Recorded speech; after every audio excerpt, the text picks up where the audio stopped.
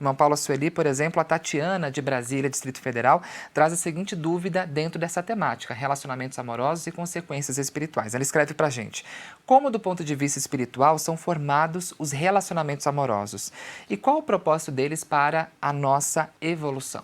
Bem legais essas dúvidas, hein, Tatiana? Aqui no ensaio literário Evangelho do Sexo, o irmão Pai vai falar bastante sobre isso. Aqui na página 21, por exemplo, eu queria compartilhar, ele começa assim: a morada do amor. É no terreno do espírito, e não entre as pernas da fêmea e do macho, que se encontra a sede do amor. O sexo é apenas uma faculdade da Universidade Amor, que cuida do mais elevado sentimento que pode envolver a alma. E na sequência ele esclarece: caminhada além do espírito. O ser humano, muito mais que sexo, estômago e intelecto, não é o fim. Simboliza na Terra o princípio das coisas. O fim é o espírito eterno, que, por seu lado, além das fronteiras deste orbe, é ponto de partida de uma evolução que jamais cessa. Então, esses esclarecimentos nos ajudam a entender que os relacionamentos amorosos, eles não são fruto do acaso, e também não são uma espécie de distração, porque a gente poderia pensar assim: eu sou um espírito eterno, estou aqui cumprindo uma missão, uma agente espiritual, mas é pesado, então eu me distraio, eu tenho um envolvimento aqui, faz parte, exatamente, ninguém é de ferro, né? E, na verdade, não.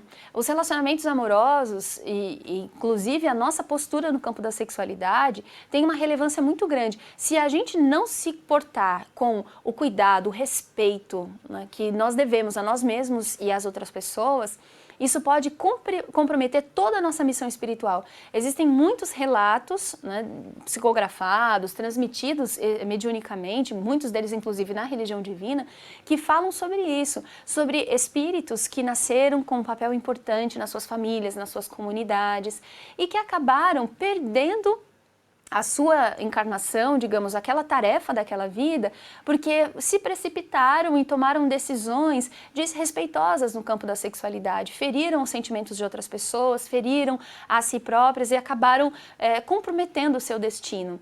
Então, para a nossa evolução espiritual, é muito importante que a gente aprenda a se relacionar com maturidade. Isso não quer dizer só no campo amoroso romântico, tá? A pessoa pode evoluir e muito sem ter um relacionamento romântico.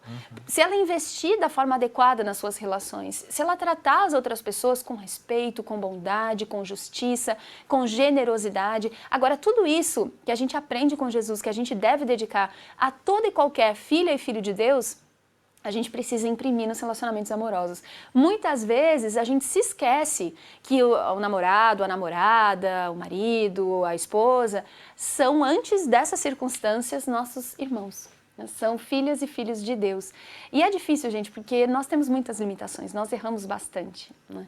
E é bem difícil lidar com isso, né, de reconhecer as nossas falhas, mas é necessário. A gente precisa olhar: eu caí ali, eu desrespeitei essa pessoa neste momento. E não deixar isso para trás, sabe? Não significa ficar se culpando, carregar isso, se martirizar, porque isso não resolve nada. Mas mesmo, para a gente evoluir, a gente tem que ter essa maturidade de olhar: eu admito que isso não se faz com ninguém. E daqui para frente eu vou agir melhor. Eu vou corrigir o que fiz a essa pessoa. Mas nem sei onde essa pessoa está mais. Ore por ela. Cuide dela com a sua alma. Peça a Deus que a abençoe onde ela estiver. Eu convivo com essa pessoa, mas a gente não toca nesse assunto. Se não é o momento de tratar desse assunto, cuide de outras formas. Mostre para ela que ela é uma pessoa importante, que ela merece a verdade, que ela merece a sua consideração e o seu cuidado, né? Se é possível retomar o assunto, se não ficou resolvido, se você não teve a oportunidade de pedir perdão, não deixe para depois. Aproveite essa chance. E isso, gente, por mais que seja difícil, torturante de admitir: eu errei.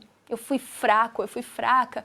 É necessário, porque isso nos faz crescer espiritualmente. Isso nos traz uma condição moral até para lidar com outras questões ao longo da nossa trajetória espiritual, extremamente complexas também, mas porque a gente não desperdiçou a chance de exercer em família ou como um casal, diante de uma irmã ou um irmão, porque é isso, né, que essa pessoa é antes de tudo.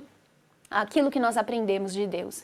E a pergunta da Tatiana começa, né? Ela fala assim, como que são formados, é isso? Isso, são formados relacionamentos amorosos, do ponto de vista espiritual. Então, assim, existem várias formas de estabelecer, né? Então, a gente falava no começo de quando os espíritos, antes de reencarnar, se comprometem. Então, eles têm uma história em comum e têm um compromisso a viver na Terra, e estabelecem, então, que se encontrarão e serão um casal. Essa é uma possibilidade, né?